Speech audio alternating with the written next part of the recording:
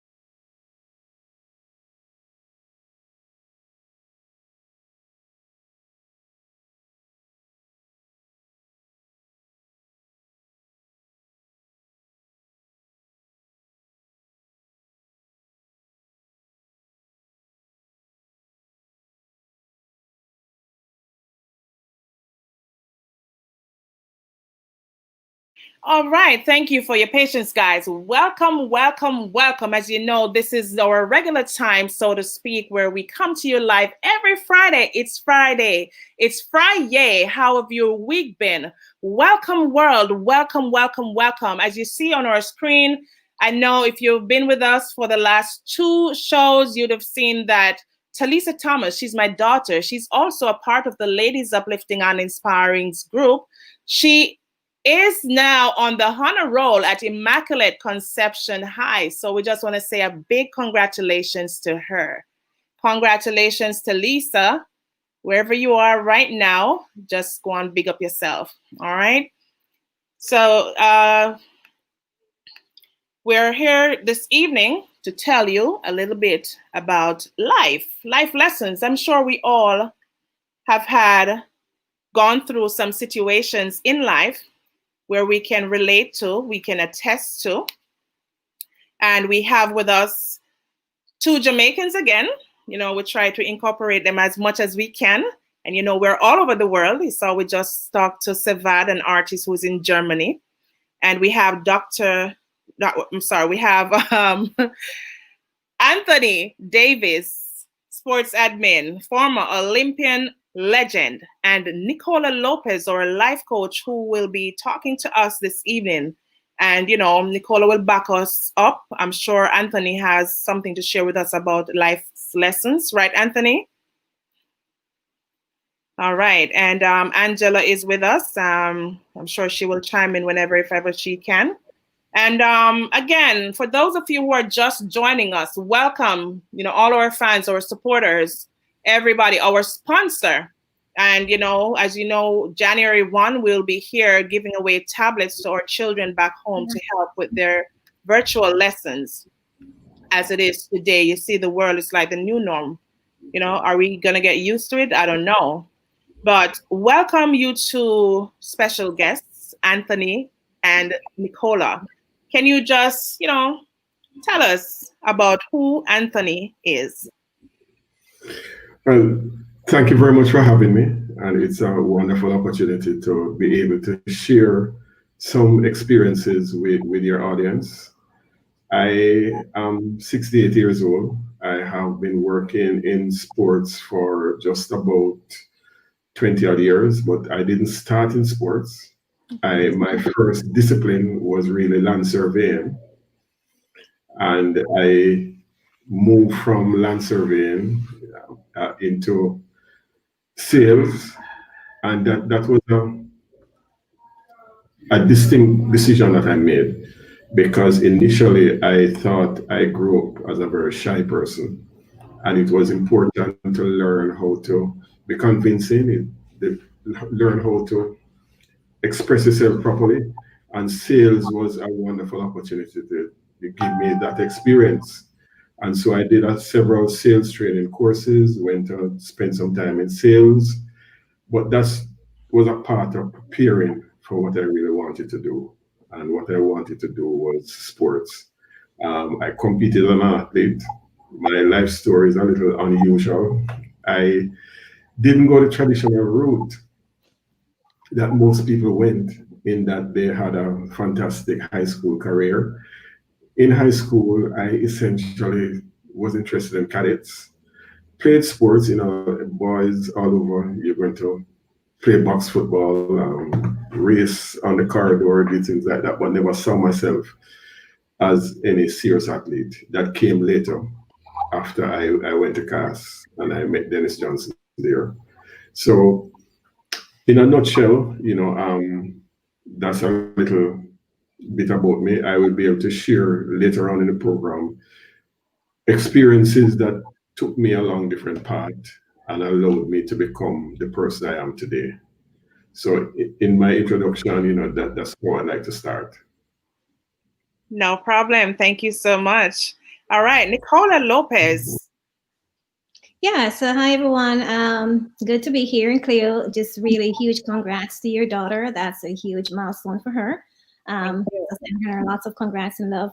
So I'm Nikki. I prefer Nikki, by the way. So I'm Nikki Lopez. For some, I'm a coach. um, so originally from Jamaica, as Cleo mentioned, been in the US now, I think 16, 17 years. So honestly, I feel like I'm listening to Anthony's story and I'm like, oh yeah, there's so many different paths and we kind of set out to do one thing and life takes us a completely different road. So in my day job, I'm a VP for a bank. I've been in banking for about 17 years. I've done mostly retail banking from the branch manager position to trainer. And now I'm on special projects where I'm working with PPP, the Paycheck Protection Program with SBA. So just kind of getting my feet wet in different areas of banking per se. And I also have my coaching business. So I am a women's empowerment coach. I typically don't go by life coach because I do focus specifically with women clients. I've had a few men along the way, but my passion is really helping women just because of the different pieces or moving pieces that we go through life and where we feel like we don't have a support system with certain things.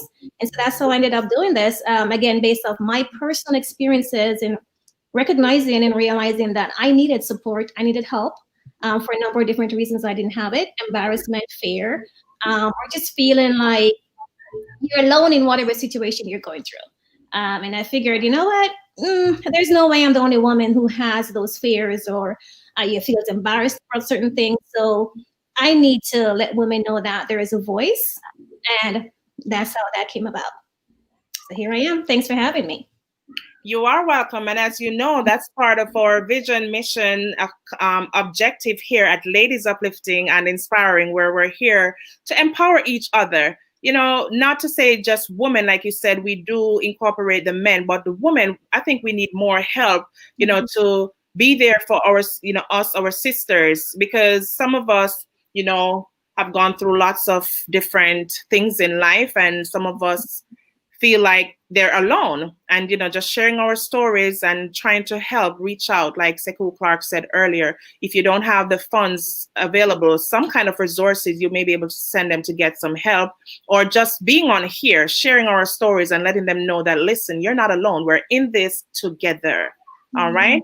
So I thank you to guests, special people, to be here today to even uplift this program as well, to get our brand out there. Angela, what do you have to say? Hello, Nicole, and hello, Mr. Davis. Welcome you both to the program tonight. We appreciate you and welcome you. We thank you for taking the time out of your busy schedule to be with us tonight and to grace us with your presence. And we know that we will be in for a treat tonight and we will be hearing some good stuff. And you guys can give some feedback to some guests who will be joining us tonight and some viewers. And I'm sure they will all have questions. As for Cleo, she don't know that I'm not going to be on here too long because the girl is tired. But I'm here with her to be with her for a little bit and to welcome you guys both to the program tonight. We appreciate you. All right, there you hear it from Angela. She's mostly always in the back end. You see her face. She's a part of the ladies. From initially from the get go, she's one of the ladies who has been here with me from the inception of Ladies Uplifting and Inspiring, which has been 6 months ago. You'd have thought that we've been here 6 years ago, right? But yeah, we love what we do, and we enjoy helping others. Now, Anthony Davis, you and I spoke briefly, and we can't say too often about finding oneself, knowing what one's purpose or passion is, and you're never too old to achieve. So, you being a Jamaican Olympian, a legend in the track and fields, let's go back there. Okay, I think my story can help to motivate people to pursue their dreams. And one of the lessons that is critical is that people develop at different stage in their lives. And sometimes as parents, we would like to see our children do things from day one. And we have some ideas in our mind that when you're 10, when you're 15, when you're 20, what is it you're supposed to do? But as my son has a tagline that he uses, he says, not every fruit ripe at the same time. Now, I went to a very famous high school. I went to Kingston College, and I went to Kingston College in the day when we won every sporting event. We didn't lose a single football match. So I was in awe watching the guys play and train, but never consider myself capable of doing what they did. And so I graduated from high school, and then I went to CAS. I realized that life may not be the way you want if you were to stop studying at high school. And therefore, high school provides you with a very basic. So I went on to CAS. Initially, I started doing building construction because that's what I wanted to do. At CAS, I met Dennis Johnson, and I started training. Now, the funny thing is that people at high school, not knowing me as an athlete, thought it was unusual for somebody to start running at age 20. There are people who says to me, you're wasting your time. Nobody starts to run at 20. You should be looking to retire. Well, I wanted to. And Dennis Johnson was somebody who motivated me and said, look, it can be done. And he set out on a path to demonstrate to the Jamaican society and the world that you could stay in Jamaica and develop people to elite standards in athletics. And it was not a guess. He said it. I remember he saying to us, if CAS then, which is now UTEC, wanted to be famous, the thing to do is get 4 athletes running fast. And we could change the image of the university because sports is something that pulls people. And so we started working there. Now, it requires some discipline, and it also requires good leader, a coach who is interested in you as an individual and not necessarily just to get you on the track running. So he focused on my academics. He knew every lecture that I had. He would tune in with them at different times to find out how I'm doing. He knew my parents. He wanted to know what I ate because he used to say, the fuel you put in your system is what is going to determine how hard I can work you. And if you're not eating, and I was a very picky eater, I didn't eat a lot. He said, if you're not eating properly, I can't work you hard. So he needed to get all that done. Now, in summary, within 2 years, I was on the national team. And I was the second person from CAS to have made the national team. And I went to the Central American Games. That was a huge thing because at the time, it was a small school and we have only had one person who represented Jamaica before, that was Michael Frey. but he didn't really train at CAS. So here's a cohort who are starting to train. And from here, we have evolved into having many world record holders, Olympic champions, developed right in Jamaica, right at CAS, right at UE, right at Michael. Now, the other lesson for persons to understand is that you can do both. We are called student athletes, which means we are student and we are athlete. And quite often, Dennis used to say, listen, at this stage of your life, you need to focus on two things, your academics and your career. You really have no time for anything else. Of course, life is about balance. So we were allowed to go to parties. We would do that. We had to study with a rigid program, and we were training every day. So that is something that I want to share with people, that you can develop at different stage in life. There is no playbook for every human being. And that is absolutely critical, that people understand that you could be 30, you could be 40, you could still achieve things. I actually, when I left CAS, I left with a diploma. I then wanted to do sports management. I actually enrolled in Springfield College when I was 50. So at 52, I'm graduating with a bachelor's in sports management. I was, I think, possibly the first Jamaican to return home to work in Jamaica with a degree in sports management. And that, such an accomplishment, wow. And that is critical. Now, the other thing that is of importance is that if you have a passion, you need to be trained properly. A lot of people are in sports, as fun as it may sound, everybody's an expert in sports. So if you're a lawyer, if you're a dentist, if you're a doctor, everybody's giving advice. And they don't seem to understand that you really have sports professional, and it is a discipline like every other discipline. So I remember I'm at work, and every professional is saying, Anthony, you need to do this, or they're telling, if you just listen to people, everybody can tell the coach who to play and which player is not playing good, right? So that is something that we had to overcome. But we have evolved over time, and now sports professional is a lot more respected and accepted in Jamaica. It was always that way in the world, in the rest of the world, because you always had this sports professional, but we're evolving.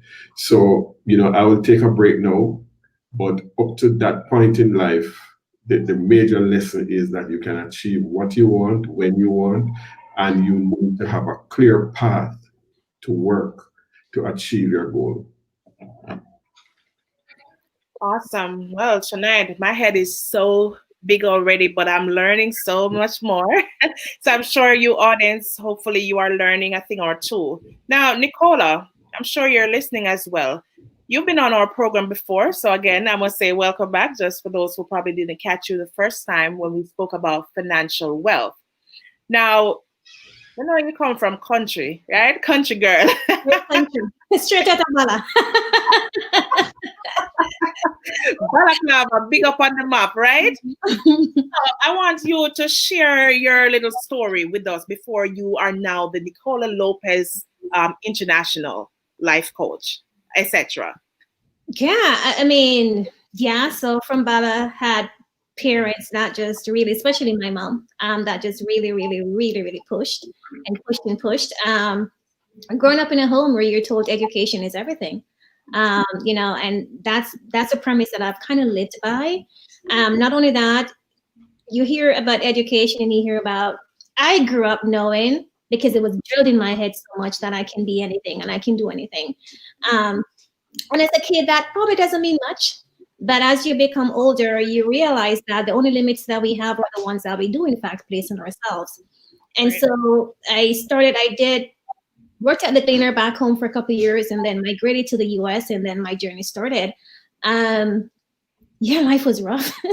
Moving to the US, it's not what I thought it was going to be.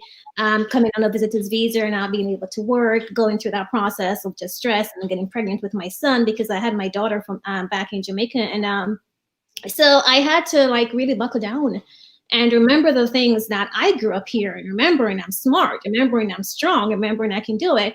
And those things, I realized I had to drop pride for one and really start getting some help with the immigration issues, because it was surprising to me how few people knew anything about immigration. And so part of the delay with me was just no one had answers. It was all a bunch of that person said, don't do this, don't do this. And then you realize it was just like, for some reason, people clicked together in the same company. So it's like the blind leading the blind. And I'm like, here I am trying to figure my life out and I can't get answers because the circle is so small. And even when it's not small, the mindset is so small. So, I had to like branch out and reach out to people who I never thought I would have to, just to get answers. And from there, I recognized that, you know what? Yes, I love my people. I love Jamaica. Everybody know me in Jamaica from morning. But I had to also recognize that I had to focus not just on home in that sense, but globally, the US, whatever that looked like in that moment, and try to find my way and figure my way out. So as soon as I got my work permit, I jumped into what I knew, newspaper business. I was working at the cleaner. There was a newspaper close to where I lived in Georgia at the time. And so I started from there. And the only thing I remember thinking is save, save, save, save.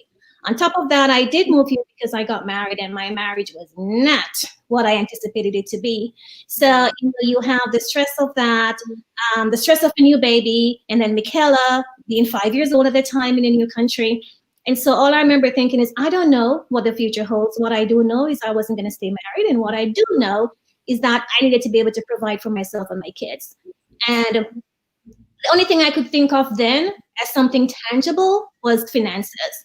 So I knew I had to buckle down. I was doing, 14, 16-hour days. I was in a call center with a company called Sitel working for American Express. And I was jumping at OT. I was doing 14-hour days because I knew that paycheck was going to look good.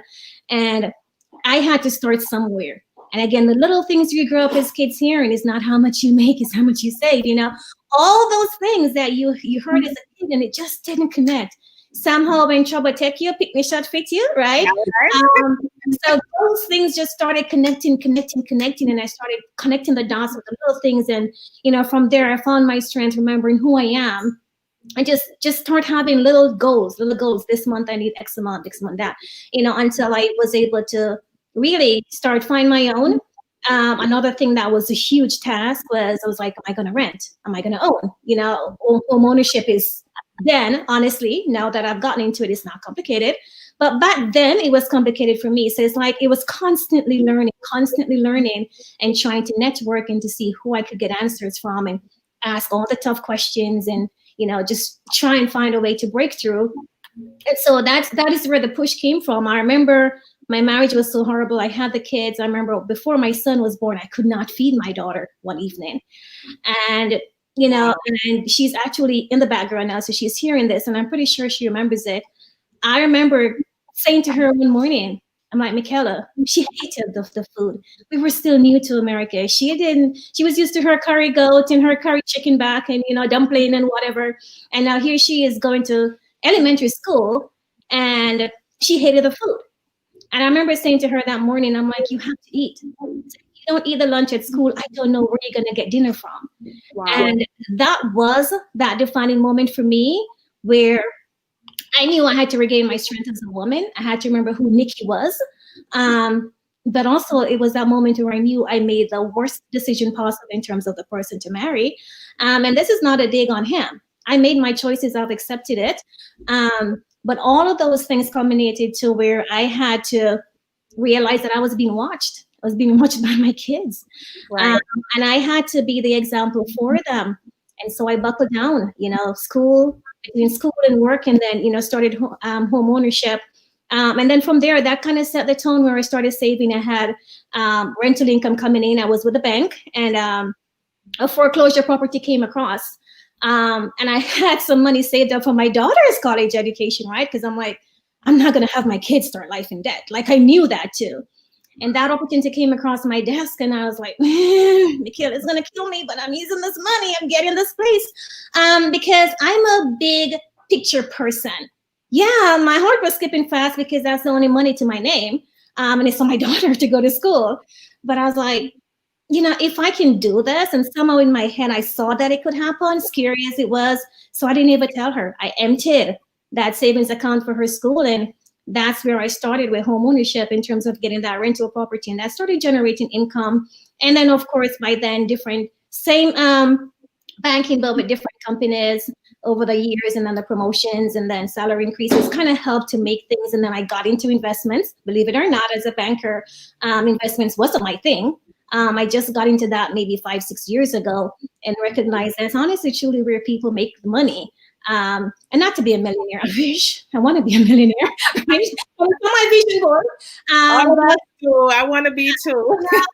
For now, I just want to provide for my kids. Like, I know there's certain minimum expectations I set for me as a mom where they're concerned. You're not starting life in debt. You're not. So that means college, I need to pay for it. And I committed to them with that. And so those are the things that keep me motivated, because, the days when I feel like, man, I'm tired, I have to remember that I made a promise to them. And it's not always physically tired. Sometimes it's mentally tired, emotionally drained, right? And you go through those things. And then transition from Georgia to here in California, a single mom in the most expensive state in the US. I'm like, what the hell were you thinking? And so there was that whole starting over process again. And then again, it's just the same motivation. And then the kids are older. Michaela has her mindset on college in England, as you know. And yes, this is her final year in college in England. So it's like, while I have those little pressure on myself to push because of my commitment to them, they're also holding me accountable, and they're also wanting things from life. And I never wanted to be, my mom, honestly, my grandparents and my mom, but especially my mom, she made sacrifices like nobody's business. Right. And so, a part of it, there's so much pressure on me because, I'm doing things to me, but I also want to make her proud. I also want to give her back her money. Not that I can, but you have these little things, at least for me, I have these little things where I'm like, I have to do this, I have to do this. And so there are all these different people in my life that I'm trying to do things for, or to make up for. And I'm still that way. But then I recognize you're not really doing anything for you. Like you get to this milestone and then it's something else. And then other people are saying, congrats, good job. And I'm like, I'm like, it's like, I'm like, oh, well, there's something else I need to do. And I realize, well, this is why you're tired, and physically and mentally. Like, you have to slow down, enjoy life, enjoy the pieces that are happening. And so that's how I started transitioning a little bit more into a more mellow Nikki, not the go, go, go. And honestly, I'm not even going to say the hustler Nikki, because then I was just go, go, go, go. Now I'm kind of hustling, right? Because it's a little bit smarter. Right. It was a go, go, go with no sense. And, got situated here, got settled. And then, again, going through, I thought after my divorce, because I wanted it, I asked for it. There was a year separation. I thought, I'm in California. I'm good. Life is good. I'm over him, And then when you have those moments to yourself, you realize that, on the outside, life looks good, but internally you're at war. There's some unresolved issues. There are things that are not being fixed. That's also part of why the need to go, go, go, go, and not appreciate the things that are happening in life. And so I started therapy, which everybody knows is kind of taboo in the Black community. But I knew I had to get support. I knew I had to get the help of a professional. And so from there, I recognized that, okay, what the things that I was feeling, the different parts to my journey, it wasn't unique to me. Yeah, going through it, you feel like you're the only one. No one can understand. No one will, will be able to get it. But for me, recognizing at some point that, there is no way. I'm not the only one that went through this, that, or the other. And so I want to be the voice. I want to be the one to support other women, whether it's work issues or family issues or, single mom issues or divorces. Granted, divorces are hard for me because I'm an empath, but I'm also one that feels like people need to know their strength. And if I'm the one that have to give that voice, however, as long as they came to me for the advice, I'm going to give it. I was, I used to be of the impression, or I used to say, I would never get involved with somebody's relationship, especially a marriage, the sanctity of it and everything that it represents.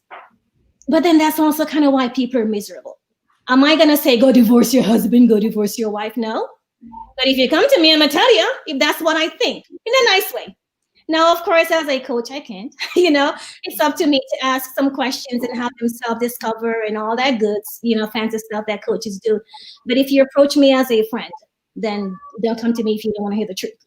And so that's kind of how I approach life. That's how I want my kids to approach life. And for the people in my life, specifically women, Right. that's kind of how I want them to, take your power back is the name of a group that I have. And that's what I want for us to understand who we are, and just know that there's nothing at all that we can't do as long as it's something that we want to. Just got to take those actionable steps daily. And I'm here to provide the support however I can. So that's my little, journey so far. Such an inspiration, such a motivation. Like Angela said, your personality seems so transparent. And we have viewers here. Welcome, Susan. Thank you for joining us tonight. She's chiming in and, endorsing what you're saying, Nicola, the chicken back days, Hey, I love me some good curry chicken back. I'm just saying. Yes. Listen, even right now that I'm here in America, I search for the chicken back. I'm not lie. I can't get curry. Yep. So, she's endorsing the multimillionaire. And for you viewers, such information that is being poured into you tonight. Please don't let it pass you by. Please. Even if you think it's not relevant to you, pass it on to someone else. Share this live, like and share. Okay, go to Ladies Uplifting and Inspiring. Tell them to go to Ladies Uplifting and Inspiring, so they too can be a part of what's happening here. Angela, I'm sure you heard that story, right, Mr. Davis? Yeah. Of course. Yes, I did. Right. So, piggybacking from what Nicola has said, you also shared some of what you went through. I know you also said you're on your journey to attaining your PhD. Is that correct? Yes, but before I get there, right? They say coins have two sides, and when I listen to Nicola, I must share with you that I got married at 24 while I was still running, and I was lucky enough to have married to a lady, Joan. I don't know if she's watching or listening, but she has supported me every step of the way until today. And everything that I achieved, it is because of the support that I got. And whatever I wanted to do, I would bounce it off her first before doing it. When our daughter, Shana, came on, everything had to be family oriented. And therefore, even while I was still running, Shana, before she could walk, she was on the track, creeping in the pram. So she grew up in sports, and we all the children grew up volunteering. My wife volunteered. Now, over time, I ended up being able to visit almost 50 countries. So have a wide experience. Traveling so much also meant, with the experience you have from traveling, you meet some wonderful people, and therefore people would come to Jamaica. I would invite them to come. And so our home always had visitors, and the children grew up having visitors from all over the world. So that helps with the kind of exposure for our children, and also make them a little more outgoing than I was in growing up. Because if you met me at 20, the conversation would be hello and goodbye. There was almost nothing between, because he was not virtually, I was introverted, right? I was an introvert. That's it, full stop. And so I must give thanks that I had a partner who was very, very supportive. If you visit 50 countries, it means you are away from home all the time. There was never any argument as to you're leaving again, when you're coming back home, that sort of thing. And luckily, over time, as I got older, we were able to travel together. Because one of the things that I find is that when you have information, it is of no use unless you can share it. And when I used to travel, and you see some fantastic scenes, it used to bother me that I'm acquiring this experience, and my family is not there to share it with me. So when I got to a stage where I could take them, it was with a lot of pleasure and relief that I was able to do that. So, as I said earlier, life is about balance, and that's what it means. You also need to try and be stable. So you need to have a stable home, where possible, not moving. No, I'm not trying to tell you that everything was perfect, but the foundation was there to ensure stability and make you not worry. No, I got a lot from athletics, a whole lot. My entire life was transformed. And because of the transformation, when I finished running, I decided that I really wanted to give back. I started coaching, and then I realized, based on how my coach operated, I didn't have what it takes to be a coach. I didn't have that kind of patience, right? And so I decided, look, I can't be a coach, but you can give back as an official. And so I did the exam and I started working as a hand timekeeper. And over time, I moved from timekeeping to start managing meets. So at this point in time, I have managed most major meetings in Jamaica. And right now, I had a career managing, and I'll tell you a story. Remember earlier I said I was in sales. No, I had very good sales figure, but my heart wasn't into the job because I achieved what I wanted, to be able to speak to people, convince people, and I need to move on. So I started gravitating more towards sports. Now, one day I was at the stadium working, and there was an issue in the area that I'm assigned. And I heard on the PA system, I heard my name, Anthony Davis here, wanted at the gate. So I went to the gate and they told me that there's an issue in Mobe and the boss needed to deal with it. So I said to them, I'm supposed to be in Mobe. Why did they come to the stadium? And they said, oh, the boss, if a track meet is at the stadium, don't try to find him in Mobe, go to the stadium. Right. And then I said, he told you that? And they said, yes. So, I spoke with him and he says, we know, but we don't bother you because your figures are better than everybody else. So we leave you because if we interfere with you, your figures may drop. And at that point in time, I said to myself, I'm not being fair to the company and I'm not being fair to myself. I'm neither fish nor fowl. I'm going to work to earn some money, but my heart is somewhere else. And then a job came up at UTech as a sports facilities manager. And needless to say, I applied immediately. And that's where my 20-year association started. Now, I was a student at CAS. I started working at CAS. So it turns out I've almost never left from I enrolled as a student in 1972. So that again adds to stability because you're based one area, but you're moving along. Now, when I said that I went and did sports management, when we moved from a polytechnic to a university, we were given the option that all staff need to have at least a first degree. So the option was upgrade or you get kicked out. Well, it's only one option you could choose if they put that on the table. So I enrolled in Springfield College. And that was another game changer because Springfield is where basketball was invented. So you become a part of a fantastic alumni and you feel totally different about sports. After that, I came back and I began working. Now, I met a gentleman called Yanis Pitsilades. And he was in Jamaica doing a project with Olympians. And he says to me, you have a fantastic knowledge about sports. And when I speak to you, you answer without thinking. Right? But when he said to me, what is your personal development plan? I couldn't answer.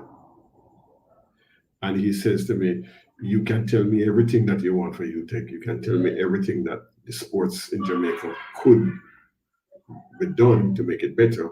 But you notice, you pause. You couldn't tell me about Anthony Davis. And he says, you need to rethink. And that is why I embarked on a PhD program. I have not yet completed, but again, you have to reinvent yourself. You can't remain the same way because you have new methods of doing things. You have new thinking. Research is changing the way we're doing.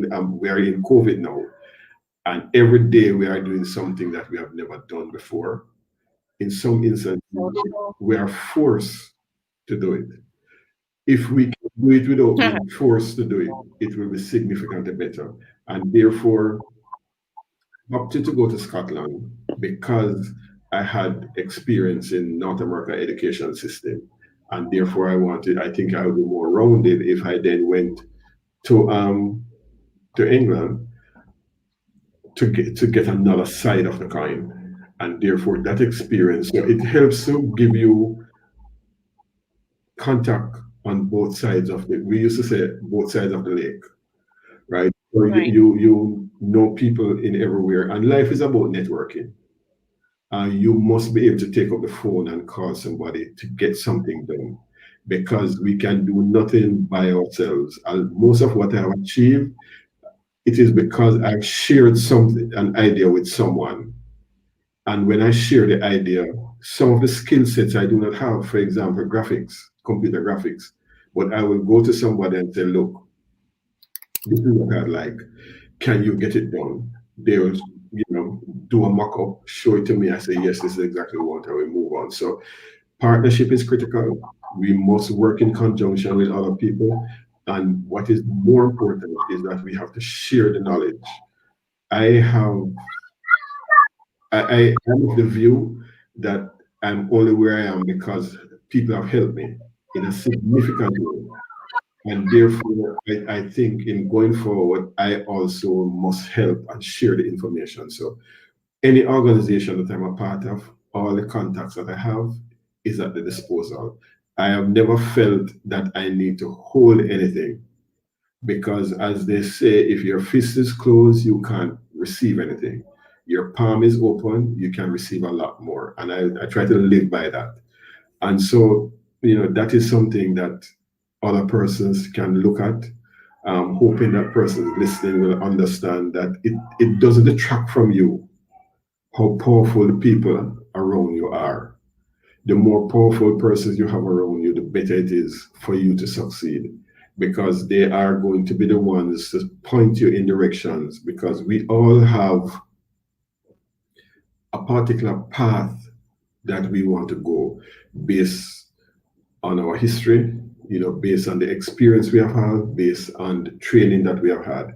Now, each party to any team is going to come with a different perspective, and it is that different perspective that is going to make the difference as to how successful you can be.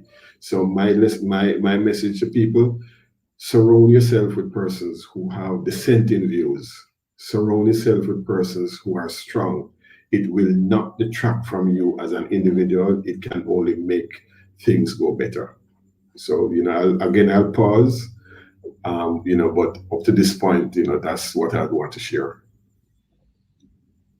Angie, what do you have to say?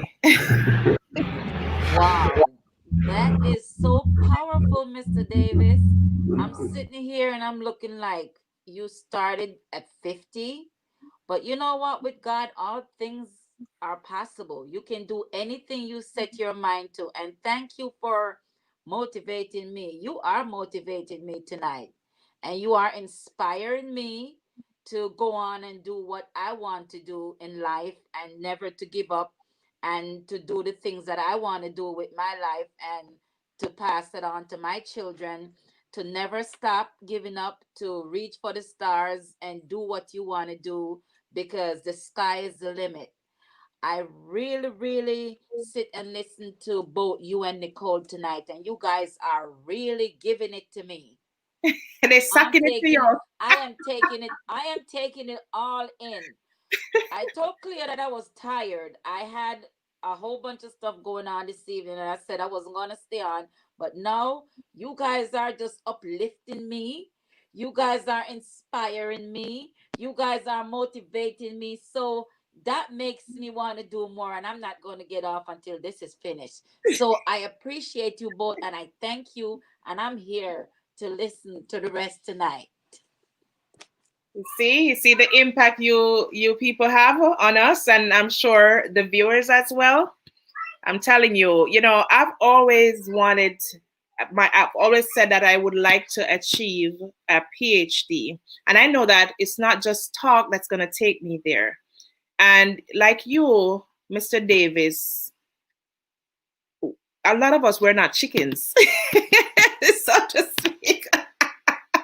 We're not young birds, you understand? So, the fact that we can motivate ourselves and push ourselves and tell ourselves that, yes, I can be who I want to be. Yes, I am going to do it. Yes, I will. I must. I shall. Others, you can do it too. You understand what I'm saying? Because even myself right now, just graduating from school, doing this, doing that, and still I'm not stopping there. I'm still going for because that PhD, I still got my eyes on that PhD. And nothing can stop me unless world crash and there's no technology, there's no class, there's nothing offering it. Other than that, I'm going for it. All right. I am going for it. They say the sky is the limit, but for me, I'm going through the sky. Wherever that brings me, where that infinity brings me, that's where I'm going. And I'm trying to take a few people with me, as long as if they're willing to jump on board and they're the same mindset. And if that's what the Lord says as well, hey, I'm here to take you along with me. Now, let's jump back into Yeah, as we say in Jamaica, nobody leave me behind. You take me right behind you. listen, you're not left me. Nikki, we come from the same area, and a lot of people looking at us today worldwide, because we don't know who's watching us today. And for those who know our story, because we're not giving them what we're saying today is just a portion, it's just a fraction of our story. If we should get down into the nitty-gritty, people would be like, Lord, they would be like either traumatized or either inspired. But I am so happy that we can share our stories and let others know that, listen, you are your own limit. No one can stop you. For me, Mr. Davis, you've said so much. And just to let our viewers know, we welcome you all. We're talking about life lessons. What are some of the things you've been through? What are some of the things that you have learned or was taught along the way? Now, as an Olympian, a track and field legend, Mr. Davis, you talk about going to Kingston College and that you guys were champions for years. So I'm sure you have that champion mindset, and like it's showing in what you're doing. You're still pursuing your PhD. In the athletic world, what are some of the obstacles that you've experienced? And I also know that you were recently in the J3A's election as running for president. Can you just tell us a little bit about that side?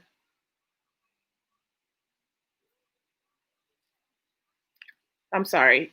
Go ahead. Go ahead, Mr. Davis. One of the things, sports have several life lessons that you can never learn in a classroom. And therefore, you learn teamwork, you learn how to cope with success and failure, you learn how to get up, brush yourself off, and go again. Time management is a significant thing that you learn, because you have to go to classes, move from one thing to the next. And just like when you do an exam, you won't spend 3 hours answering one question, but you break it down and you spend half an hour for each question depending on the length of the exam. Life is about balance. Sports teaches you that. There are teammates who are cordial, there are teammates who are not so cordial. There are teammates who excel, there are people who will learn something at the first try. Some people like me, you have to work at it to get there. I acquired significant experience over time in different levels. I focus on university sports, and I think I could say reasonably well that I got to the pinnacle of where you could get in university sports in Jamaica. And at that point in time, having retired as the director of sports from UTEC, I then decided that I wanted to offer myself for office at the national level. It did not go as I had planned, but life is, that's what it is about. It's a competition. There were other persons who were more favored to the electorate than I was. But you ask of some of the difficulties we have as an athlete. I grew up in a time when we had no facilities. And this may sound funny, but at CAS back in the 70s, we had to go to Dennis's house, that's Dennis Johnson, to lift weights at the back of his yard because CAS had no weights. We had a field, we had to be marking the track ourselves. So I grew up doing things from scratch.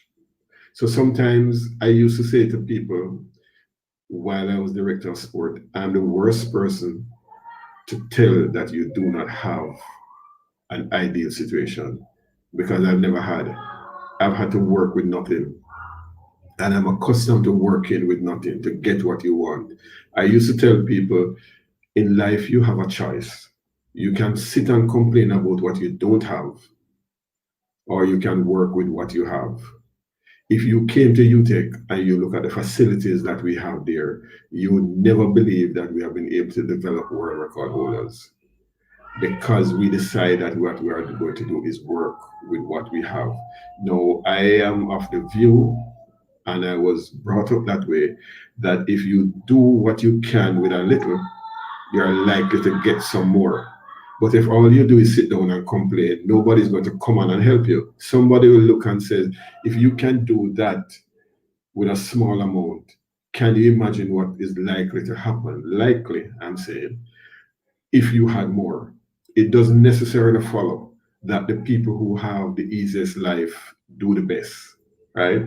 And so therefore we have to be mindful of that. So there were always challenges. It was never easy, but you had to overcome the challenges. In the recent elections, there were also challenges. I personally think that some of the challenges were not necessary, and we could actually operate in a totally different way. One of the things that you want to do is operate in a way that makes everybody feel that it's a level playing field. But life is not always like that. There are some persons who are quite okay if the playing field is level, and there are some persons who are quite okay if the playing field is not level. But one of the things that I wanted to do, I knew what I was getting into when I ran for the position of honorary secretary. I honestly knew that it was not going to be easy, but I wanted to be able for people to see that one, you can run as an independent and you don't have to be a part of a team. If you are confident enough that you have something to offer, I'm saying put it on the table. Let the people decide if they want to take it off. If they decide that they do not want to take it off, that's fine. But you'd have actually given an option. But if you're of the view that you have to conform, you could restrict yourself because everything that has been invented in this world was invented by somebody who went off the track. It was invented by somebody who had an experience that believed that they can do something a different way. And I think that's the lesson from my running that I'd like people to see. Now, tomorrow, hopefully, people will believe that I've gained the experience, I have the qualification, let me put myself forward. Also, the fact that the image of the association needs to be addressed is something that I'm hoping that people look at. And when I say address, one of the things that there's a feeling that the organization is a closed shop and you have to be considered a favored person to be brought on board. Things like that need to change because the organization strive on its ability to attract sponsors. The organization is made primarily to service athletes, which is a major stakeholders, officials, coaches, agents. These are things that we really need to actually be mindful of to ensure that the image is there where people think that the playing field is level. The other thing that we need to look at is there's something called perception. It could be 100% right, but if persons believe that the perception, they have a feeling that it is not level, regardless of how right it is, you're not going to get the kind of buy-in that you want. No, I am of the view that the electoral system for the J3s should be totally independent. And these are some things that I would have pushed for had I been elected. So in 4 years' time, when you have the next election, with me as a secretary, I would have nothing to do with the planning and implementation of the next election. It will be totally independent, because once that is done, then all stakeholders will feel that they have an even chance. I remember one of my colleagues said that he felt as if he was running a 110-meter hurdles race and his competitor was running a 60-meter flat race. No, that's not a good perception. Right. But it doesn't, to me, it doesn't matter what happened yesterday.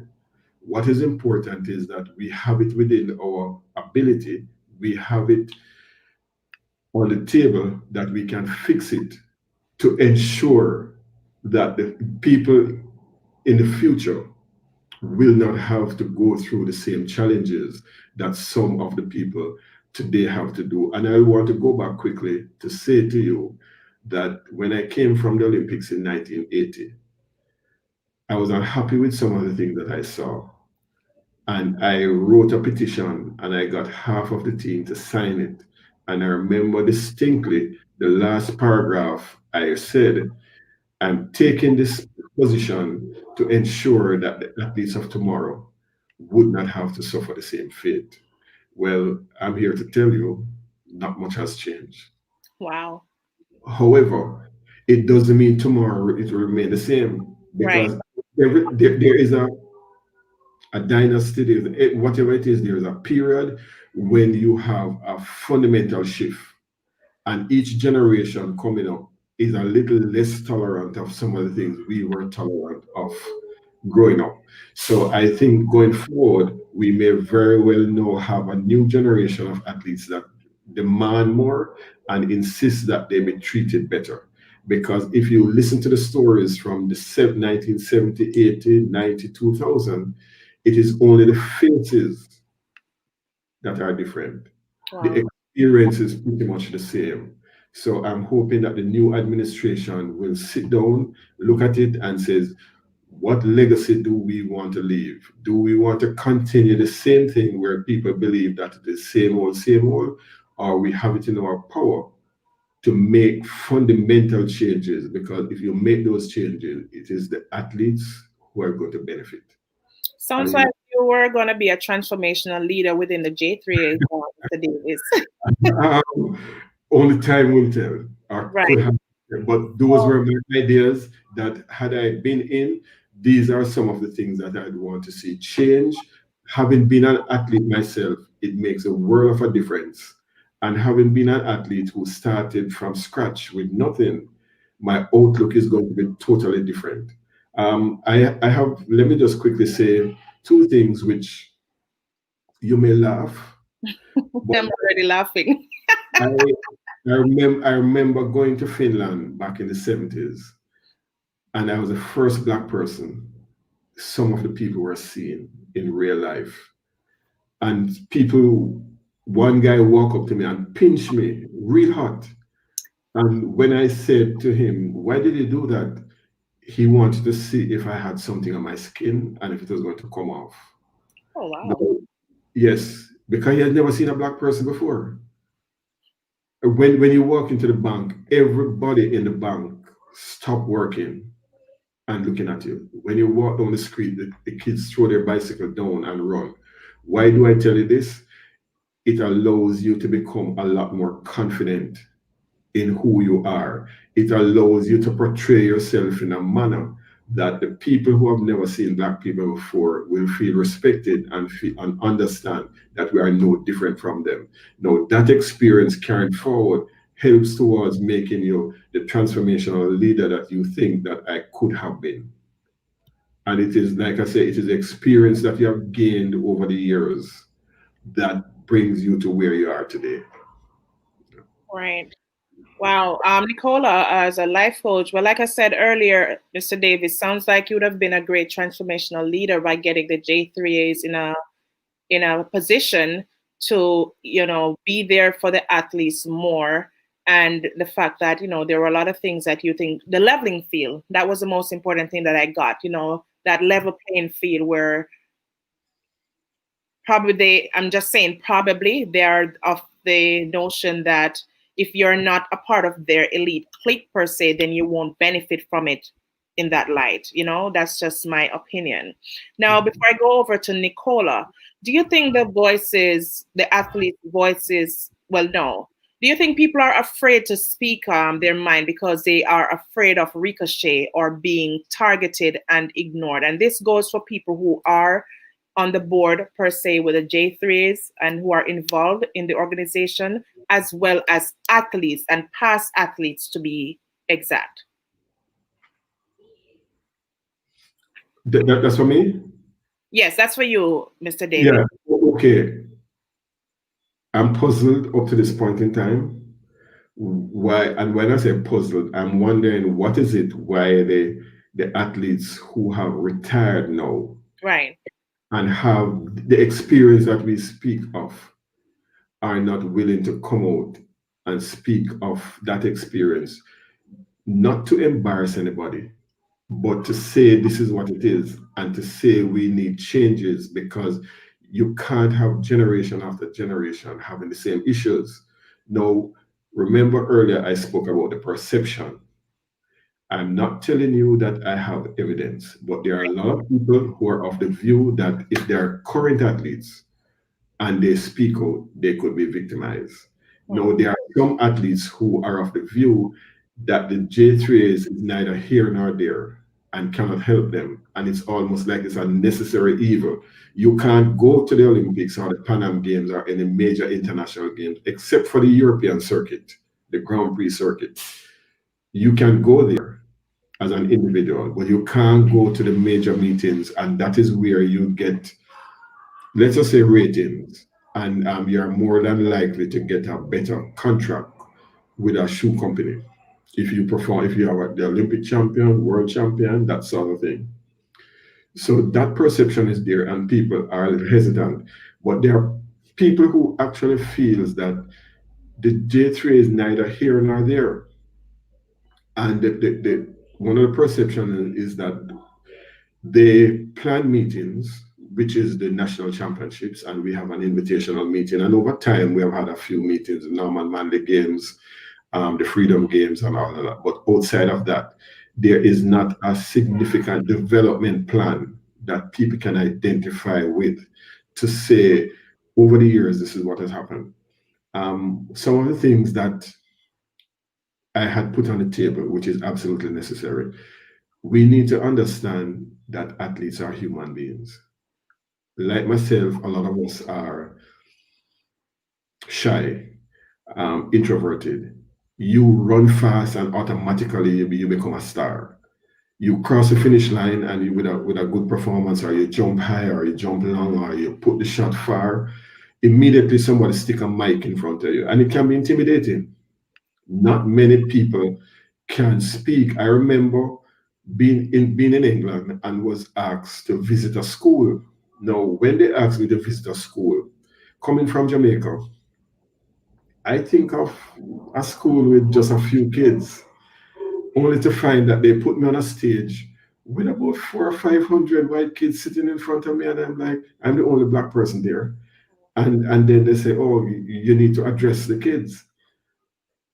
Because I started late and I was a college student then, it was not that difficult, but it was intimidating.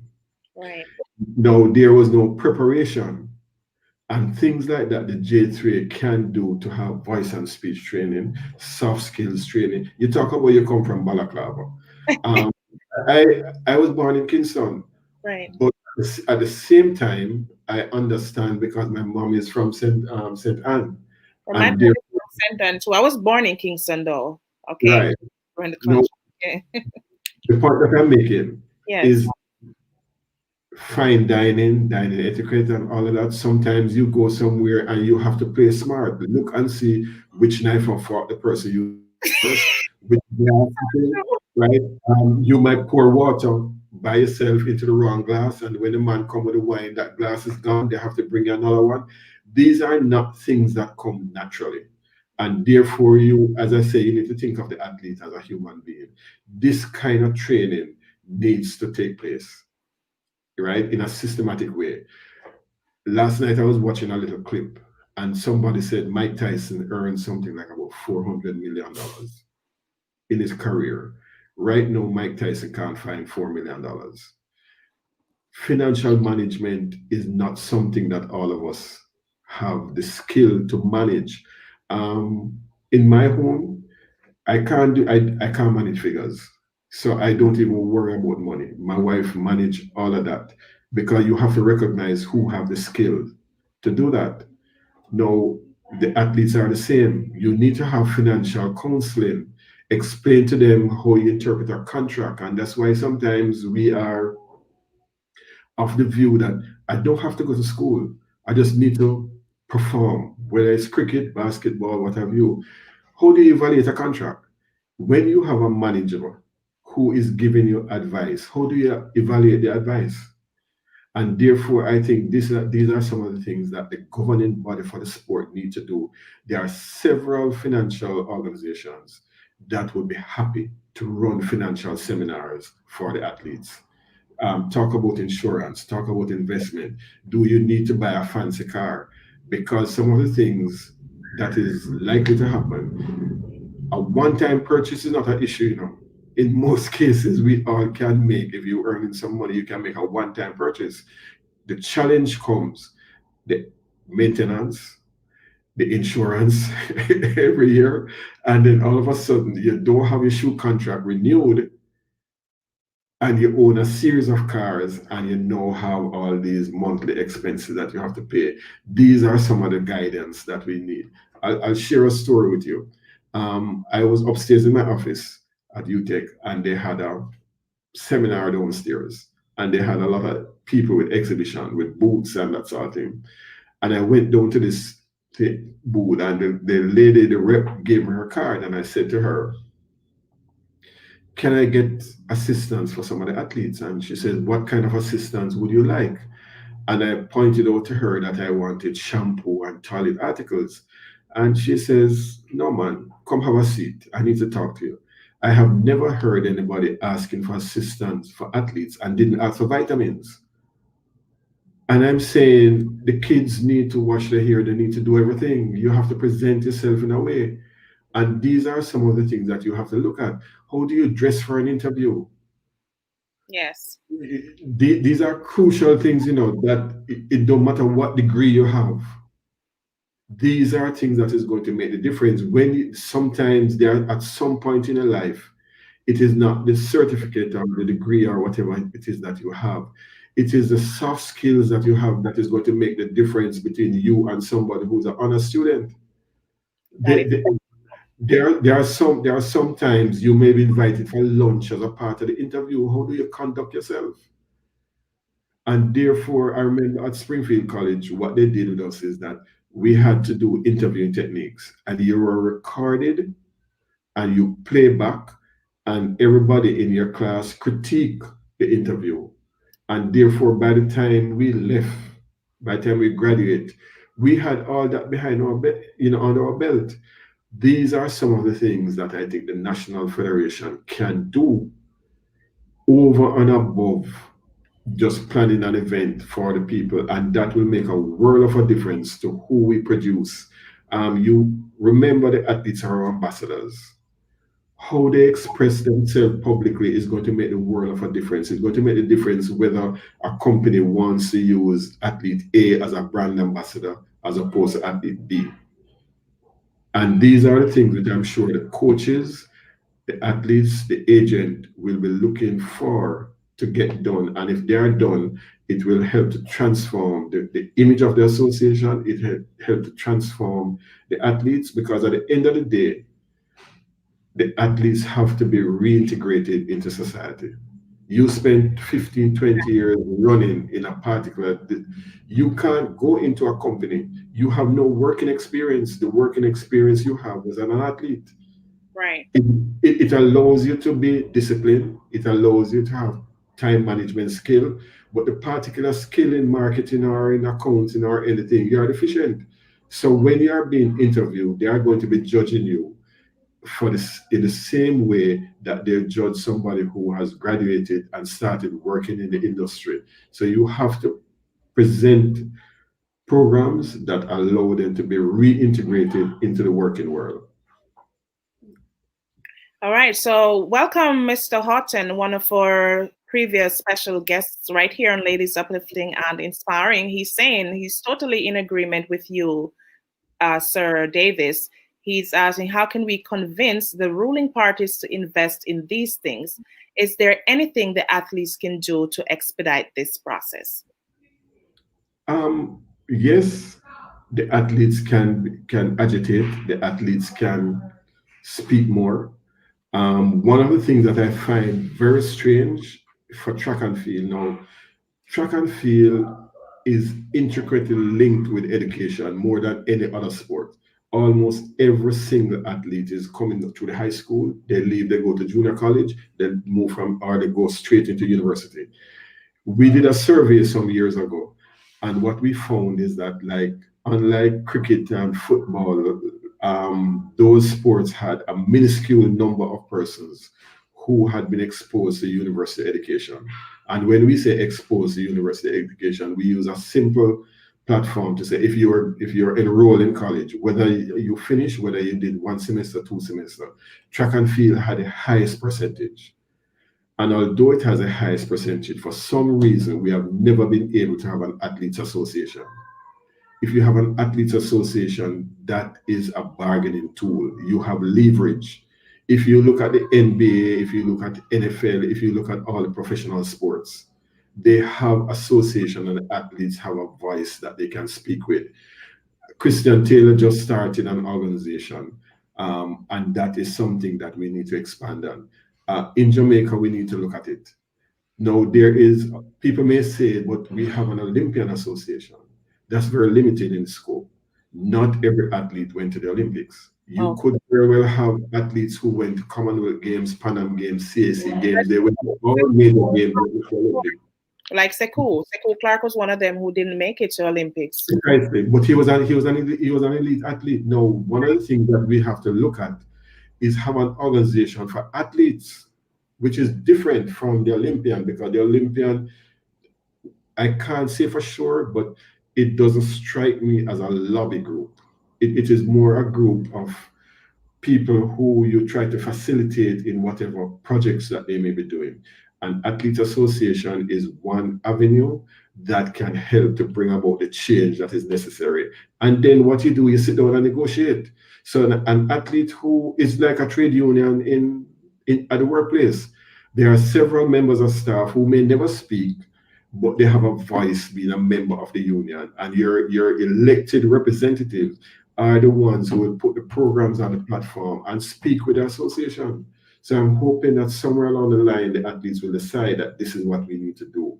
And the people who are no longer running, who are qualified, who have had the experience, who have commitment, and have nothing to fear. That is true. They have nothing to fear. Can help the younger athletes to form this association and become the lobby group that's necessary. Well, we thank you, Sir Davis, for coming on this platform to help to elucidate this matter as it relates to our J3As and our athletes, who they're also the face of Jamaica. They help to put or to continue to maintain Jamaica on the world map, so to speak, and I think it's very, very important. One may shrug their shoulders, but this is important stuff that needs to be put out there, communicate, and let's see how we can fix things to make it work better. So with that being said, we are going to take a quick break. We're not going to stay too long. just want to let you know what's going on with Ladies Uplifting and Inspiring. So just a moment.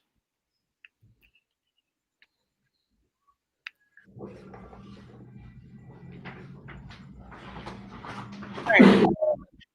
Before the break, we just want to let you know that we do have, just to remind you that we do have our fashion corner that's coming soon with Susan Brown. So that's her there actually showing off her outfit in that black and white dress, as you can see.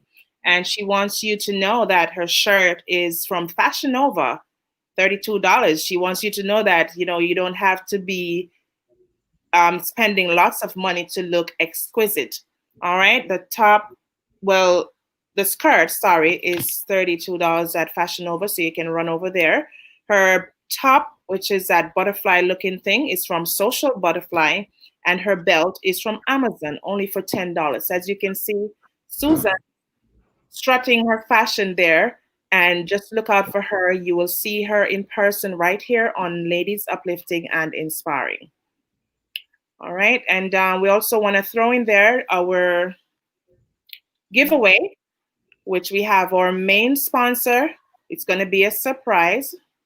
Well, ignore this date, guys. It's going to be January 1, Friday, January 1, 2021. That's the very first day in 2021. And we have 10 lucky winners. I would call them winners, you know, that will be receiving these tablets. And that's on behalf of our sponsor, who they will get to meet on that day, and the surprise will then not be a surprise then. All right, so we do, it's already, the application has already, the deadline was already passed. So we just want to let you know that on January 1, very first day of 2021, we'll be giving away those tablets by our secret or surprise guest sponsor, so to speak.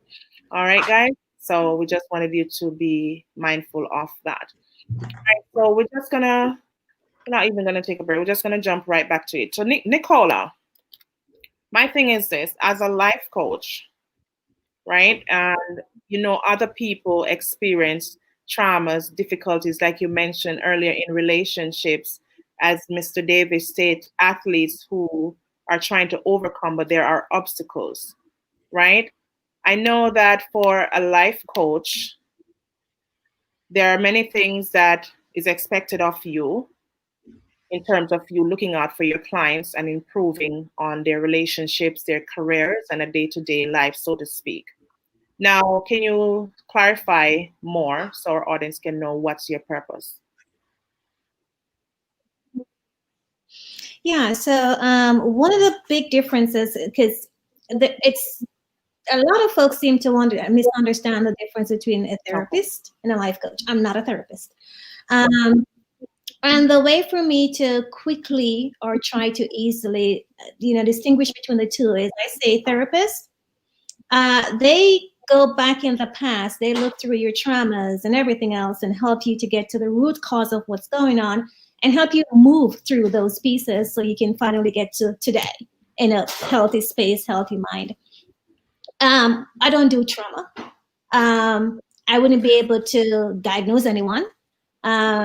Again, I'm not going to be able to dig into your childhood and tell you you're this way because of I know that. you are not the psychologist per se, but what about someone who has been traumatized? Yes, they've seen the psychologist, but you know, things are affecting their relationship that keeps haunting them, irrespective. They're probably not, you know, going to therapists is not really working or whatever, but they having relationship issues, yada yada, as a spouse or. Yeah, and that's the part that I was going to move into because, I just wanted to get that clarity out there where, in that sense that we don't do the trauma in terms of from the childhood through the process in that. Coaching, on the flip side of that, is we recognize there's trauma, for whatever reasons they are. And then as you come to us today, it is our intent working with you because the client needs to be on the same page. The client needs to need the help and want the help and be willing to put in the work. We work with the client and provide actionable steps to the life they want. So in coaching, we focus on moving forward. We're not looking back on your past and trying to fix the past issues. That's not what we're here for. Coaching is how do we get you to that next level? Do you even know what that next level is? and you may not know because of some traumatic, events in your past. And we may touch on that briefly, but there becomes a point where I have to pull the rein back and say, okay, this is deeper than what I'm trained to. Ethically, I can't go here. I can't do this. And so most coaches work very closely with therapists. I do have a few that I work with. But to be honest, most of my clients, once a lot of it, the trauma is there, but the trauma tells you, I can't do this. I can't move forward. I'm not good enough. We as coaches can help you recognize that's a lie. That's a pattern of behavior that maybe your parents or your neighbors or society or an abusive partner led you to believe, but it's not so deep rooted where we can get you to let it go. So as we talk through, why do you feel this way? What would you like your life to be like? What are the next steps for you? You realize that people want to be a millionaire, right? Let's put it out there. That's a big one. But other than being able to spell millionaire, no one actually knows the steps to take. So coaching is that between what you want to be and like your personal cheerleader, except I'm not telling you go do this and do that and do this. I'm asking you questions. I'm allowing you to self-discover. And then as you come up with a game plan, if it's not, is it actionable? We do what we call SMART goals. Don't tell me you want to be a millionaire. You need to be able to tell me, break that SMART down for me. Specifically, what is it that you want? And if someone's a millionaire, let's hope I don't ever get that request, right? But is there a specific goal? So weight loss, I want to lose 50 pounds. That's the goal, but is that a specific goal? No, I want to lose 50 pounds by January 15th. That's more specific. That gives you something to work towards. Measurable is the M. Is it measurable? And, what you want to do, is there something that you can actually say, oh yeah, I did lose 50 pounds. Of course, that's measurable because you get on the scale, January, whatever date you said, and if you lost the weight or not. Is it achievable? And a lot of times when in coaching, we realize when we say is something achievable, we instantly go to just the mindset part of it. Do I want that bad enough, or how badly do I want it? But sometimes it's not just that. So if I want to lose, it's COVID. Gyms are being closed. So if you don't have access to a gym, it may not be achievable for you right now to lose those 15 pounds or 20 pounds or whatever it is. And then we look at, tie that in with the R, it's realistic. Yeah, you want to lose these 50 pounds, but when you consider external factors, internal factors, other issues going on, is it realistic for that to be your goal in the moment? And then the T in that is, what time frame are we looking at? So it's a matter of us finding out what the client wants. And then we always, every single session, there's going to be a SMART goal that we're trying to get to. And it could be the same one session after session after session, because it's about accountability. If you said you're going to do S, by Sunday, and our next session is on Friday and you didn't get to S, I'm not going to beat you down. Well, why didn't you get to S? And now we need to move. That's not how it works. It's about around consistency and behaviors. You got to have the right mindset. Again, we can't force it. And we can tell when things are either a skill issue or a will issue. And then we may have to go back to day one when we have some will issues, because again, it could be something so deep rooted where you're basically wasting your time trying to have me coach you when you really need the help of a therapist. Again, depending on how deep or how far that thing is. I honestly, since I've been coaching, March was a year for me. I've only had one client that I had to refer to a therapist. Behind the scenes, I may talk to someone and say, hey, do you think I can take it here or I can go there? But a lot of times people just need, coaching. It's the same as Anthony's talking about. In coaching, in sports, do you think of it? Your coaches push you to be the better version of yourself, right? You start off, I don't do sports, Anthony, I'm gonna be honest. I just know Usain Bolt is fast, okay? And I'll watch him all day long when he's running. But in terms of the specifics and the codes and positions and God knows what comes with sports, I'm clueless, okay? I just love the excitement when it's Olympics.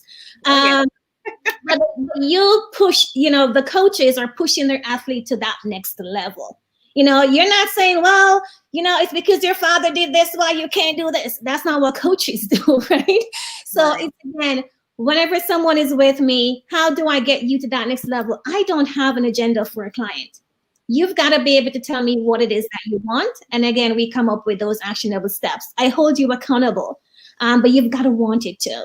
I'm not going to waste my time. My clients are not going to waste their time. I'm very transparent. I mean, I think everybody can figure that out. Like, I kind of say what I want to say, okay? And I'll tell you from day one.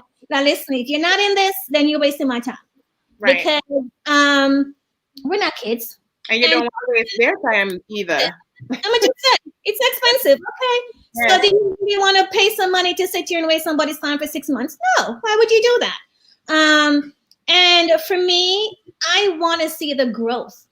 I want to see my clients grow. And a review is always awesome. I love those. But it's not about a review. It's about the difference that it actually makes in the person's life. I'm not just here to take your money. Really, you can take somebody's money for anything. Anything under the sun, you can come up with something and say, hey, pay me for it. That's not what this is for me. Again, this is me wanting women specifically to recognize the power within and to stop holding themselves back for whatever reason. Have something that you want.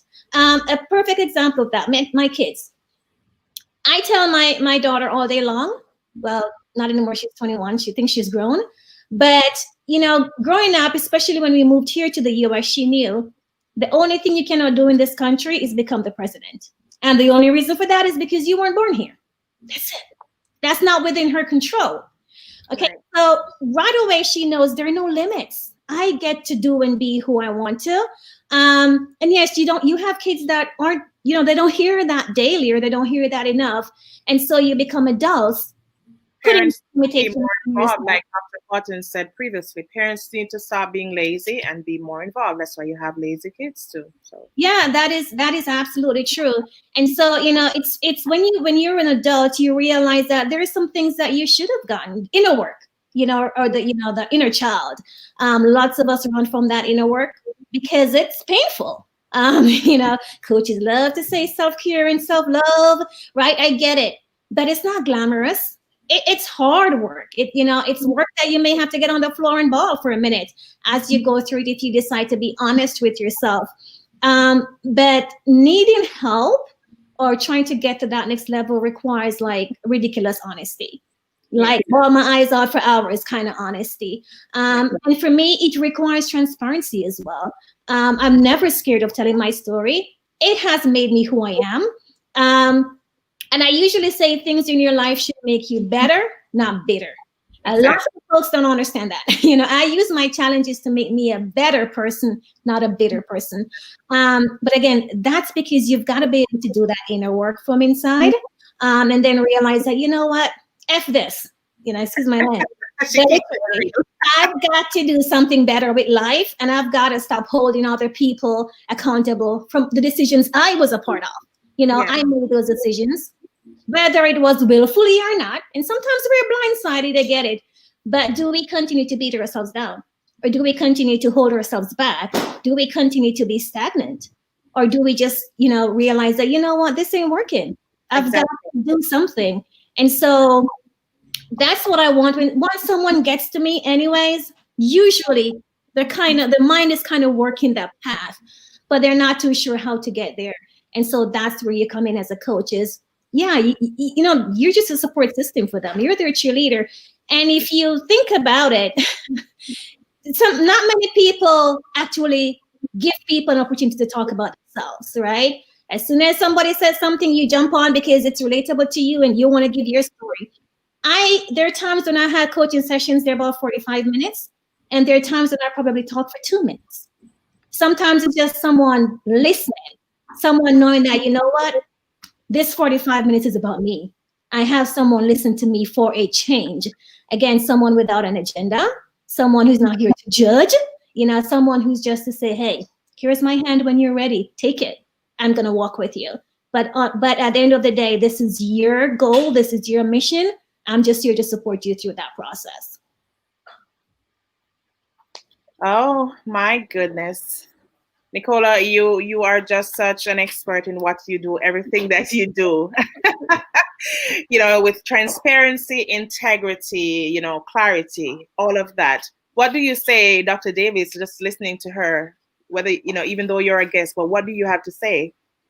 I enjoyed every bit of it. I learned a lot. And the part that I admire most is when she said that she allows people to speak, because sometimes that is absolutely critical. And I will just quickly go back to track and field. I remember my coach saying to me one day, or saying to us, you don't have to work out every day. Sometimes just sitting and talking is as important as the workout that you do. And you're not to believe that it is a waste because you're not running 5 200s or practicing starts, just to sit down and discuss it. And I think that is something that we really need to have. But I had an idea of what a life coach did, but no, Lots of no, ideas out there. yeah, but no, no, it's a totally different perspective. And at the end of the program, I would have gone away better understanding exactly what role you play in getting things out of people. That is so true because I've learned too. Because I was thinking that life coaches would go back to the issues that you're facing, but like she said, we're going into the future. I guess the therapist, let's let the therapist deal with the issues part of it per se, but she's there to carry them through that momentum, take them to where they really want to go. You Yeah, know, to be honest, Cleo, sorry to cut you, but therapy. I have clients who have their own therapist before they get to me. One way or the other. And something that we do here a lot of is, okay, so I've worked through the abuse. I've worked through whether it was as a child or whatever. But now I'm here and I don't know what to do now with my life. Like you have this newfound knowledge and you kind of feel like you're this new person because therapy helped you resolve those issues. But then you're like, okay, I'm here. What do I now do with my life, right? yeah. So you have the freedom, but you still don't know how to move forward. So again, that's where the coaching is going to come in. The coach comes in and helps you work through those things. Anthony, at 50, decide to make some major changes there, Mister. I'm proud of you because I'm like, oh, 50? I don't know about that. But that's what we do. We see now I'm limiting myself, Anthony. Way to go as a coach. But hey, I'm also a very realistic person. At 50, I'm not making no major life moves around here. Okay. But when somebody says at 50, I'm stuck. I can't do anything. I'm like, Anthony did it. No, I can use him as an example, right? But then we start going through and we say, okay, what are you passionate about? What are Right. things that you love doing? What do your neighbors or your family or your friends compliment you on all the time? If money wasn't an object, what would you be doing with your lives? I You love that, Nikki. You ask said, those not to questions. interrupt you. Yes, you Yeah, said something very profound. Even in this pandemic, what is it that you're passionate about? What is it that you can use it as a cue to say, what is it that you're always getting complimented about? Go ahead. yeah, absolutely. So again, that's what I love about coaching because I did want to be a lawyer growing up. I forget that, but I love to ask questions. I'm nosy. Okay, so it works out. Okay, I get to ask lots of questions, and as I ask these questions, your mind starts turning, and you start listing things, and you list things, and there are different techniques that we use. We have the closed eye techniques and different things that we go through, and you just allow your brain and your thoughts to flow, and you're rattling stuff, and I'll be writing it down or recording it if I have permission. And then you kind of come back and you look at these things and you say, okay, everything that you listed here, ideally, what career path, does that look like for you? And so there are different ways for us to get people to really find their own answers. Because again, I can't find the answers for you. And as you find the answers, what I do is to help you with those actionable steps and hold you accountable to those steps. Angie. You guys really, really did an amazing job tonight. You guys educate us. You motivate us, like I said, and I'm sure all the viewers on here are listening, and I hope that they are inspired tonight because I am. Thank you. And I appreciate you guys for coming on, and I give myself thumbs up for staying on because, oh, Nicole and Mr. Davis, you all don't know. I'm tired. I'm tired. I have physical therapy this evening and they really work me. So I told Cleo earlier, it's 3 shows. and I made it home and get on the first one. I was kind of watching the first one in between therapy, and the girl said, "What are you doing?" I said, "I was looking at something." So I turn her off. And then I get back in my car and I watch the second part and come home and catch it. And now I'm on with you guys. But you guys really, really pushed me tonight to go on further, to pursue some things that I wanted to do. And I really appreciate you guys because it was motivating tonight for me. And I thank you and I appreciate you guys both. And it's so funny how both of you dressed together tonight. The We know same color. I was about to say the same thing. I like It's that. all, all four. So The color scheme is pretty much the great same for minds all think four. alike. So it's Yeah. like, you guys are so amazing. Mr. Davis and Nicole, it's a pleasure Thank to you. be It was in a here, pleasure and it's being a here. pleasure to Hearing meet you Anthony's both. story. Yeah. Yes, and I love you guys. Oh, That's all I have to say. love You you guys, too. Say one thing. Yes. The whole idea about passion, it makes all the difference in the world. Because yes. I remember once I was at Sabina Park and somebody called me and they says, you're lucky, you are watching cricket. I said, no, I'm at work. And he said, you're at work, but you're watching cricket. And I'm saying, yes. And a lot of times I say to people, I didn't feel like I was at work sometimes. I feel like I was living a dream. The other thing that I would like to share in the election leading up for the J3 is Right.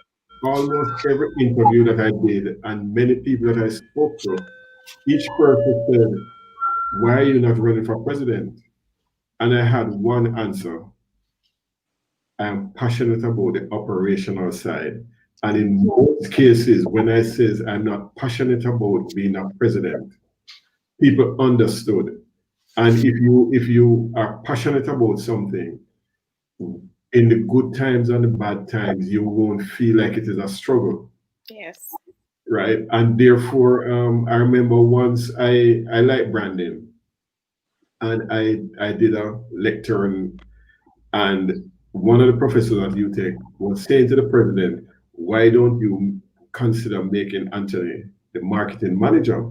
Right. And my response was, "Thank you for that compliment.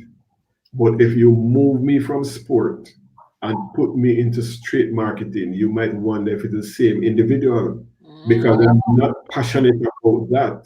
Right. Right. Here is something that a lot of people need to better understand. You may be successful in one area, but it doesn't necessarily mean you can move to another area. You must be True. passionate about it, or when you move to that area, people start to question, was it the same person? Yes. So passion make all the difference in the world. You can hear it in people's voice. You can feel it, right? When I listen to Nicole, you understand. If I never knew what passion was before, the rehearse, you know she's passionate about Yeah, it. it's So the true. result is going to be different. Thank you. So true. Well, I'm sure like both of you are guests here tonight, and I'm sure you both learn from each other, just like we learn from both of you. Nicole, I'm sure she's taking away something that she learned from you, Sir Davis, and Sir Davis, you're taking away something that you learned from Nicola as well. Absolutely. And that's what we're about. Like every day you live and you learn. It's never, information is not just static. Okay, it's dynamic wherein you learn something new every day. And not only that, I'm happy that there was clarity and simplifying information that others more time would hear about it, and then it seems so complicated to them, but then both of you were able to simplify what it is that we're here discussing tonight. So that's most important as well. So any last words before we get there? To our viewers, we just want you to know that us ladies, we're sending condolences to Opal. She was a special guest on our program probably a few months ago or a number of weeks ago. Opal Planastacer. I'm not sure if I'm pronouncing her name correctly, but she was a former special guest on our platform. The topic we were talking about then was, dealing with when people lose their loved ones. And she expressed her story with us. And at the same time, she also told us about her mom who was fighting lung cancer. Unfortunately, she passed. So right now, we just want to lift her up in your prayers. And, Opal, if you're tuning in, if you're watching, probably not, just stay strong. And, I can't say how you feel, but just stay strong.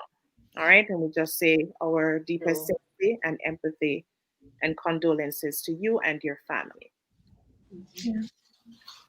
So, any final words tonight? We learned a lot of lessons tonight from life itself. Any other final words as it relates to life lessons that you want to leave with us and our viewers, Nicola and Mr. Davis? Nicola, you go first. Okay. You know what? I think maybe just to sum it up with my tagline that I use in my business, and it's just, you can, you are, and you will. And so basically, you are enough. You can do it, and that's whatever that it is, and you will do it. That's it. For me, I think we need to dream, believe, and create. And at any stage of your life, you can do whatever you want. Yes. There is no limit, there is no timeline as to what you can do. So whether you are 20, 30, 40, 50, it is the desire that is necessary, and you go after it, and it can be done. Amen. All right, Angie, you want to close in prayer tonight? Yeah, I can, and I will. Okay, guys. I love it. I love it. You know what she did here. Fast learner, Andrew. Fast learner. Okay, guys. Okay, just bow your heads. Lord, tonight we come before your presence, and I thank you for gracing us tonight, Lord God, with your grace and your mercy. Thank you for Nicole right now, Lord God, and Mr. Davis. I pray that you will continue to bless them, you will continue to anoint them, and you will continue to uplift them. Lord, you see where they educate us tonight and they bless us with their inspiring words tonight, oh God. And I pray that you will continue to bless both their families, continue to bless them and support them in whatever they are doing and whatever they do and whatever will come, Lord God. And I pray that you continue to bless the ladies of uplifting and inspiring tonight, Lord God, as we continue to uplift and inspire each and every one we bring on our program. Lord, I pray that you will bless us tonight as we go. Continue to support us, continue to heal us, continue to deliver us. Lord, we all are dealing with something tonight, and I pray that you will continue to bless us, continue to anoint us, and strengthen us as we go tonight. We lift you up, we honor you, we glorify you. In Jesus' name we pray. Amen. And amen. Thank you. Thank you, Angie, for always lifting us up in prayer. Thank you. I know we're going places, guys. Next week, 25th, which is Christmas Day, we will be here. I'm not sure. Are you going to be here with us, Angie? Are you going to be? Maybe. Celebrating? I will try to come on. Okay, I don't really celebrate Christmas per se, but I do like the season. Remember as a child growing up, everything just felt different. The breeze, everything, the atmosphere, the whole scenery, the family coming together. So we will be on here, in an informal session per se, where we're going back down memory lane. We'll be talking up the things So if any of you want to join us, let us know so we can add you to the live and we just go down into it and just get down into it. Okay, so Nicola and Miss Davis, again, we thank you. We're more than grateful for you to bless our platform with your presence and your information. We appreciate you and God bless you both. Okay, thank you for having me, and I enjoyed my stay here. I did too. Right, and like Nicola, Mr. Davis, it's their second appearance on here, so don't be a stranger. If you feel that there's something else you want to share with us and our audience, feel free to reach out to us. Don't be a stranger. Okay. Thank Good you. night. Hi, good night, everyone. Good night. Good night, Nicola. Enjoy holidays, guys. Enjoy. Okay, same to you. Happy too. holidays. All right. See ya. Good. Enjoy. Okay, bye-bye. See you at the top next time. Bye bye.